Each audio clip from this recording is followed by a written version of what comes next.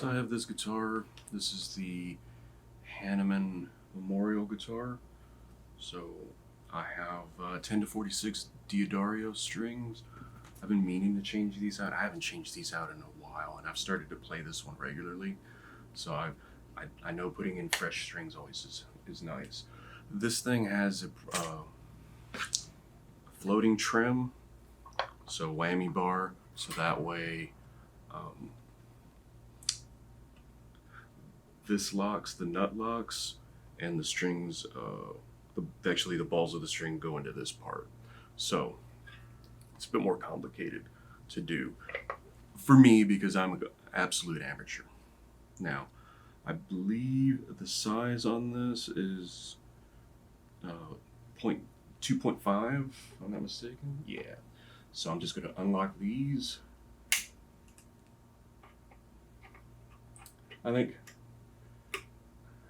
I've been planning on doing this and then shooting a video for it.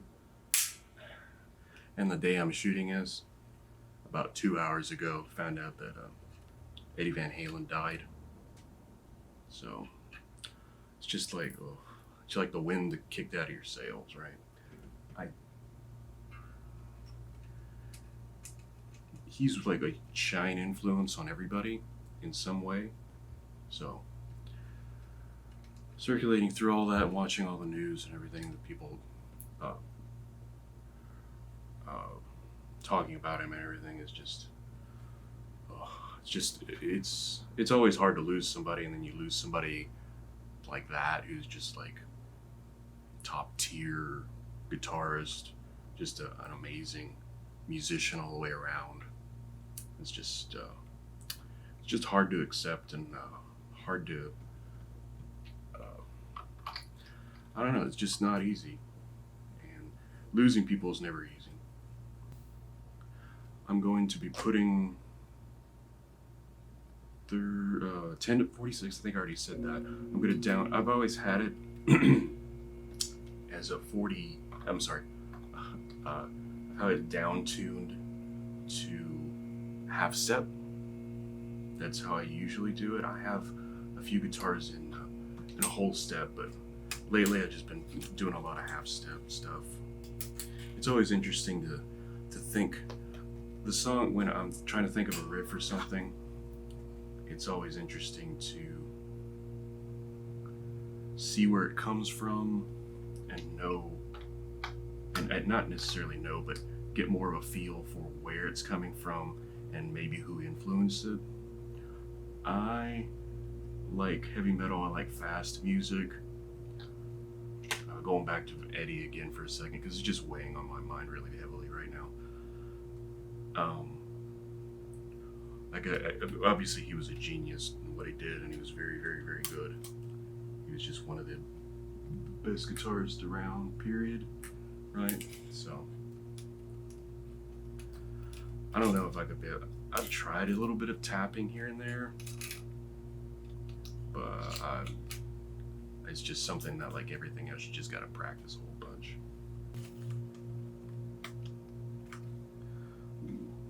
So they have to sit a little bit further back in the saddle, because otherwise they just slip out.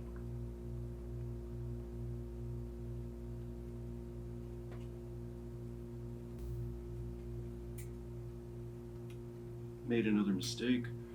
There's a bar down here by the nut. I put it through and I didn't do it right. I didn't feed it through. I just went over the top of it, which is wrong. So thankfully,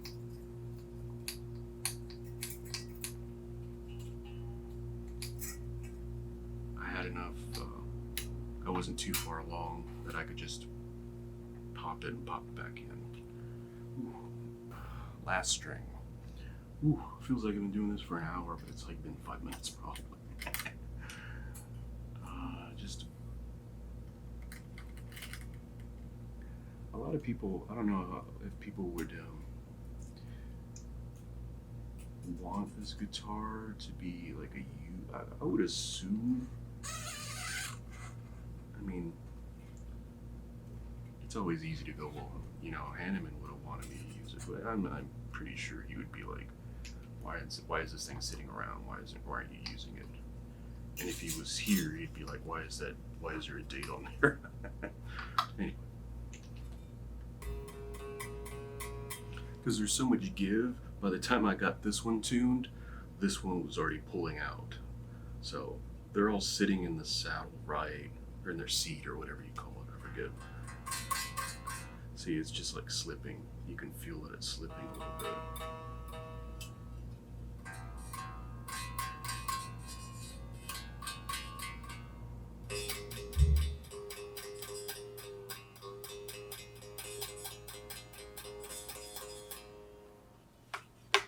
So what I'm gonna do, I'm gonna lock it down.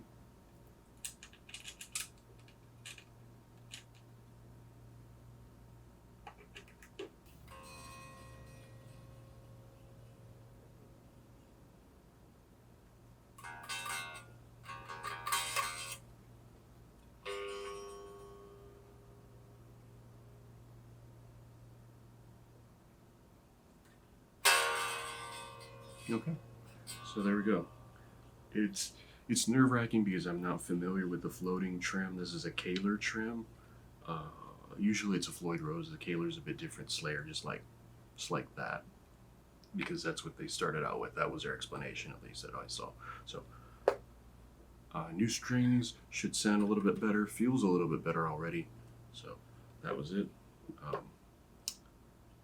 Like I said, Eddie Van Halen, rest in peace. That's just a devastating loss for everybody. And then I'm doing it on the guitar Jeff Hanneman's memorialized with. So a tough day, but you know, it has to keep going. Life keeps moving on.